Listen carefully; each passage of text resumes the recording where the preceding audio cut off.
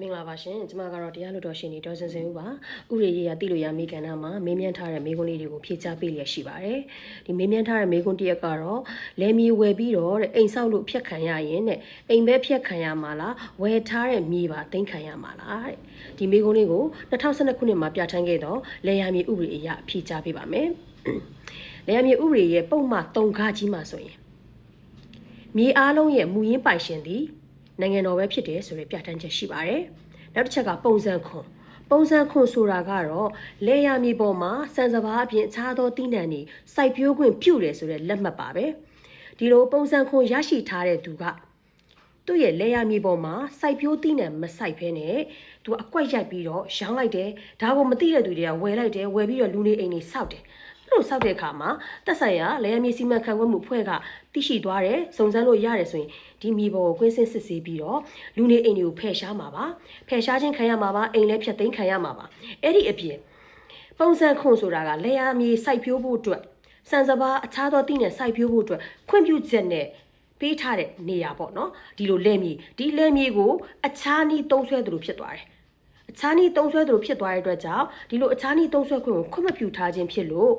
ဒီလယ်မြေပေါ်မှာအိမ်နေရှိရင်ဖယ်ရှားခံရမယ်မြေကိုလည်းတင်စီခံရမှာပါဒီလိုတင်စီတဲ့အခါမှာလည်းဒီသက်ဆိုင်ရာလယ်ယာမြေစီမံခန့်ခွဲရေးဌာနမှာအဆင့်တွေအများကြီးရှိတယ်မြို့နယ်နော်ကျေးရွာနဲ့ရပ်ကွက်ပြီးရင်မြို့နယ်ခရိုင်တိုင်းအဆင့်ရှိရပေါ့နော်ကိုလာပြီးတော့လူနေအိမ်ကြီးစောက်ထားတာကိုဖယ်ရှားခိုင်းနေဆိုရင်ဒါကျေးရွာနဲ့ရပ်ကွက်အဖွဲ့ဆိုရင်ကိုကဒီလိုဖယ်ရှားတဲ့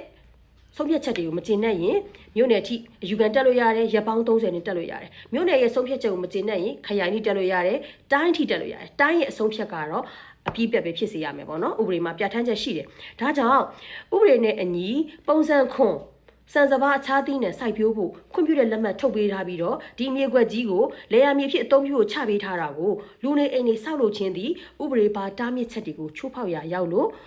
သက်ဆိုင်ရာလယ်ယာမြေစီမံခန့်ခွဲမှုအဖွဲ့ကဖယ်ရှားခြင်းဖြစ်ပါတယ်ဒီလိုဖယ်ရှားတဲ့အခါမှာလည်းလူနေအိမ်တွေကိုဖယ်ရှားမယ်ပြီးရင်ဒီလယ်မြေတွေကိုနိုင်ငံတော်ကပြန်သိမ်းယူမယ်အဲ့လိုသိမ်းယူတဲ့အခါမှာကျေနပ်မှုမရှိရင်ညှိနှိုင်းဆုံးဖြတ်လို့ရပါတယ်ညှိနှိုင်းဆွေးနွေးလို့ရပါတယ်နော်ပုံမှန်26မှာဆိုရင်ညှိနှိုင်းဆွေးနွေးမှုလုပ်ပြီးတော့တချို့လယ်ယာမြေတွေကလူနေအိမ်တွေစေးရုံစေးကန်းကြောင်းတွေဓာတွေနဲ့ဖွံ့ဖြိုးတိုးတက်တဲ့ပုံစံမျိုးကြီး